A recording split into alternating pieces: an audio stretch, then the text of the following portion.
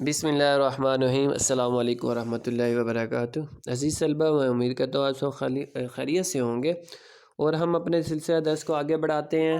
اور آج کا جو ہم نے جیسا کہ ہم نے امتحان سبق شروع کیا تھا، تو جو جتنا سبق ہم نے پڑھ لیا اس کے الفاظ آج میں نے لکھ دیے اور ساتھ میں پڑھ بھی دیتا ہوں۔ آج آپ نے یہ الفاظ اپنی کتابوں پر لکھنے بھی ہیں اور ان کو یاد بھی کرنا ہے۔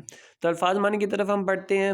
سب سے پہلا تسلی، اطمینان، گھبراتے، پریشان ہوتے، آئندہ، آنے والا، جوں جوں، جیسے جیسے، حواس، ہوش، مختل، درہم برہم، صورت، شکل، رتی برابر، ذرا بھی، مجمع، ہجوم، دل سیر ہونا، دل بھرنا، لا، قانون، یہ لا ہے LOW، جھانکنا، چھپ کر دیکھنا، مستغرق، مشغول، دشواری، مشکل، مشغلہ، مصروفیت، کان کترے گا، شکست دے گا، ذات شریف، شریف آدمی، گڑبڑ، الجھن، تابکے، کب تک۔ تو عزیز طلبہ، یہ جو ہم نے کل پڑھا تھا اس سبق کے الفاظ ہیں۔ اب باقی جو سبق ہے ہم اس کو پڑھتے ہیں، اس کا آغاز کرتے ہیں۔ صفحہ نمبر 71 سے ہم نے آج درس کا آغاز کرنا ہے، سبق کا آغاز کرنا ہے۔ اب میں دوسری چال چلا، دروازوں میں شیشے تھے، ان پر کاغذ چپکا دیے، لیمپ روشن کر کے آرام سے 7 بجے سے سو جاتا اور صبح 9 بجے اٹھتا۔ اگر کسی نے آواز دی اور آنکھ کھل گئی تو ڈانٹ دیا کہ خواہ میری پڑھائی میں خلل ڈالا جاتا ہے۔ اگر آنکھ نہ کھلی اور صبح کو سونے کا الزام لگایا گیا تو کہہ دیتا کہ میں پڑھتے وقت کبھی جواب نہ دوں گا، آئندہ مجھے کبھی دکھ نہ کرے۔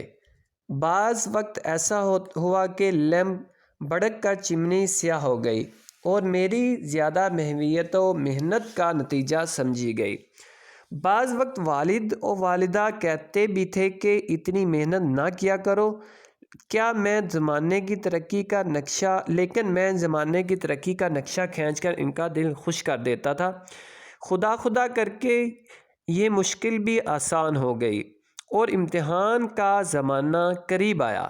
میں نے گھر میں بہت کہا کہ ابھی میں امتحان کے لیے جیسا چاہیے ویسا تیار نہیں ہوں، لیکن میری مسلسل حاضری لا کلاس اور شبانہ روز محنت نے ان کے دلوں پر سکہ بٹھا رکھا تھا۔ وہ کب ماننے والے تھے؟ پھر بھی احتیاطاً اپنے بچاؤ کے لیے ان سے کہہ دیا کہ اگر میں فیل ہو جاؤں تو اس کی ذمہ داری مجھ پر نہ ہوگی، کیونکہ میں اپنے آپ کو ابھی امتحان کے قابل نہیں پاتا۔ لیکن والد صاحب مسکرا کر بولے، امتحان سے کیوں ڈرے جاتے ہو؟ جب محنت کی ہے تو شریک بھی ہو جاؤ، کامیابی و ناکامی خدا کے ہاتھ میں ہے۔ تو جو فرحت اللہ بیز اس مضمون میں لکھتے ہوئے کہتے ہیں کہ جب میں نے امتحان جو پڑھنے سے کا جو بہانہ تراشا، اپنے والدین سے کہا کہ میں اتنے بڑے جو بھرے ہوئے گھر میں نہیں پڑھ سکتا، بلکہ بچوں کے ہجوم میں نہیں پڑھ سکتا، بچے طرح طرح کی گڑبڑ کرتے ہیں اس لیے مجھ سے نہیں پڑھا جاتا، تو والدہ نے اپنا کمرہ خالی کر کے مجھے دے دیا اور تاکہ میں وہاں پر پڑھوں۔ اور آگے سے وہ کہتے ہیں کہ جب وہ کمرہ مجھے ملا تو اس کے دروازوں میں شیشے تھے، تو شیشوں پر میں نے کاغذ چپکا دیے تاکہ کسی کو یہ نہ پتہ چل سکے کہ میں اندر کیا کر رہا ہوں۔ تو بعض اوقات جو میری روٹین یہ ہوتی تھی کہ میں 7 بجے سو جاتا تھا اور صبح 9 بجے میری آنکھ کھلتی۔ اگر کسی نے آواز دی اور اس کو ڈانٹ دیتا تھا کہ مجھے پڑھتے ہوئے جو پریشان نہ کرو۔ اگر بعض اوقات آنکھ نہ کھلتی کسی کی آواز دینے پر اور مجھے یہ کہا جاتا کہ تم تو سو گئے تھے، تو یہ آگے سے جواب دیتا کہ میں پڑھتے وقت کسی کی بات کا جواب نہیں دیتا، تو لہٰذا مجھے پریشان نہ کیا جائے۔ تو پھر اگر بعض اوقات یہ بھی ہوتا تھا کہ جو لیمپ جلا کر سوتا تھا تو اس کی وجہ سے وہ لیمپ کی جو چمنی ہوتی تھی وہ سیاہ ہو جاتی تھی، جل جاتی تھی، تو والدین کہتے کہ اتنا زیادہ محنت نہ کیا کرو کہ تمہیں پتہ ہی نہیں چلتا کہ لیمپ جو ہے وہ بھی جل جاتا ہے۔ تو وہ میری محنت ہی کا نتیجہ سمجھی جاتی تھی۔ بعض اوقات والد اور والدہ کہتے ہیں کہ زیادہ پڑھنے نہ پڑھا کرو تو تمہاری طبیعت خراب ہو جائے گی، تو ان کے سامنے میں جو ان کو پڑھائی کے فوائد بتانا شروع کر دیتا، جس کی وجہ سے ان کا دل خوش ہو جاتا، اور وہ کہتے ہیں کہ آہستہ آہستہ یہ جو میری مشکل تھی مجھ پر پڑھائی کی یہ بھی آسان ہوگی، اور امتحان کے جو دن تھے وہ بھی قریب آ گئے۔ اب جیسے امتحان کے دن قریب آئے ہیں تو میں نے والدین سے کہا کہ ابھی میں امتحانات دینے کے لیے تیار نہیں ہوں، اور کیونکہ میری ویسی تیاری نہیں ہے جیسے کہ امتحانات کے لیے ہونی چاہیے۔ تو والد کہتے ہیں کہ چونکہ تم نے کلاسیں بھی لی ہیں، تم نے محنت کی ہے، راتوں کو جاگ کر پڑھا ہے، تو اب امتحان بھی دے دو، اس سے کیوں ڈرتے ہو؟ تو وہ کہتے ہیں کہ میں تیار تو ہو گیا، لیکن میں نے اپنے بچاؤ کی یہ تدبیر کی کہ میں نے اپنے والدین سے یہ کہہ دیا کہ اگر خدا نخواستہ میں پاس نہ ہو پایا تو یہ جو مجھ پر اس کا الزام نہ آئے، کیونکہ میں نے تو محنت کی ہے، اور میں نے آپ کو یہ بتا بھی دیا ہے کہ میں وہ ایسی محنت کے لیے بھی امتحانات کے لیے تیار نہیں ہوں، تو اس لیے جو ایسا مجھ پر نہ آئے گا، جو الزام نہ دھرا جائے۔ تو والد صاحب مسکرا کر کہتے ہیں کہ جو محنت کی ہے اب امتحان سے کیوں ڈرتے ہو؟ باقی امتحان دو، کامیابی جو ہے وہ اللہ تعالیٰ کے ہاتھ میں، اللہ تعالیٰ جیسا چاہے ویسا انسان کے حق میں کرتے ہیں۔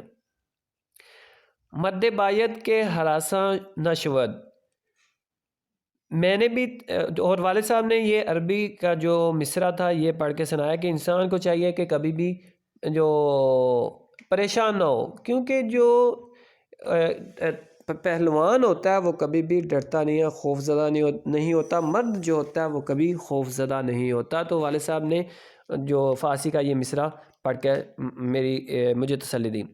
میں نے بھی تقدیر و تدبیر پر ایک چھوٹا سا لیکچر دے کر ثابت کر دیا کہ تدبیر کوئی چیز نہیں، تقدیر سے تمام دنیا کے کام چلتے ہیں۔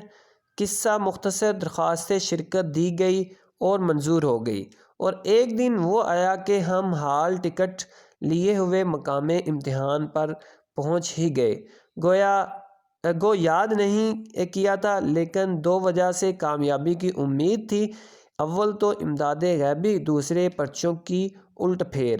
شاید وہ حضرات جو امتحان میں کبھی شریک نہیں ہوئے اس مضمون کو نہ سمجھیں، اس لیے ذرا وضاحت سے عرض کرتا ہوں کہ امداد غیبی سے مراد امیدواران امتحان کی اصطلاح میں وہ مدد ہے جو ایک کو دوسرے سے یا کسی نیک زار نگران کار سے عند المواقع کتاب سے پہنچ جاتی ہے۔ تو وہ کہتے ہیں کہ میں نے بھی والدین کو تقدیر اور تدبیر پر ایک چھوٹا سا لیکچر دیا، جس میں میں نے بتایا کہ انسان کی ذمہ جو کام ہوتا ہے وہ تدبیر کرنا ہے، لیکن انسان کو ملتا وہی ہے جو اس کی تقدیر میں، جو اس کے مقدر میں لکھا ہوتا ہے۔ تو اس لیے جو میرے مقدر میں ہوگا وہ جو مجھے مل جائے گا، اور اسی تقدیر سے تمام دنیا کے کام چلتے ہیں، کیونکہ اللہ تعالیٰ نے تمام انسانوں کی تقدیر جو ہے وہ پہلے لکھ دی ہے، جو اس لیے اس کے مطابق ہی ہوتا ہے۔ تو وہ کہتے ہیں کہ مختصراً میں نے جو درخواست دی تھی وہ منظور ہوگی، اور مجھے جو امتحانات کی اجازت مل گئی۔ تو ایک دن آیا کہ ہم امتحان جہاں پہ ہونے تھے وہاں پر پہنچ گئے، اپنے جو سارا سامان لے کر امتحان کا، تو لیکن پڑھا تو تھا نہیں۔ اب کامیابی کی جو امید تھی وہ دو وجہ سے تھی، ایک تو امداد غیبی اور دوسرا پرچوں کی الٹ پھیر۔ کہ امداد غیبی سے مراد یہ ہے کہ کوئی جو کمرے امتحان میں ہی سے کوئی دوسرا طالب علم مدد کر دے، امتحانی پرچے سے دکھا دے، یا پھر کوئی دوسرا جو نگران ہے وہ مدد کر دے، اور اس سے کامیابی ممکن ہے۔ اور مرزا فرحت اللہ بیگ یہ ہمیں سمجھانے کی کوشش کر رہے ہیں کہ ایسے جو وہ طلبہ ایسا کرتے ہیں جنہوں نے پڑھا نہیں ہوتا۔ تو عزیز طلبہ، یہ تھا آج کا ہمارا سبق، باقی جو رہ گیا ہے وہ ہم اگلے جو درس میں پڑھیں گے انشاءاللہ۔ تو عزیز طلبہ، آج کی آپ کی ڈائری، جیسے کہ میں پہلے بھی ذکر کر چکا ہوں کہ جو الفاظ معنی میں نے لکھ کر دیے ہیں وہ آپ نے جو اپنی کتاب میں بھی لکھنے ہیں اور یاد بھی کرنے ہیں۔ ایک بار دوبارہ الفاظ معنی دیکھ لیں۔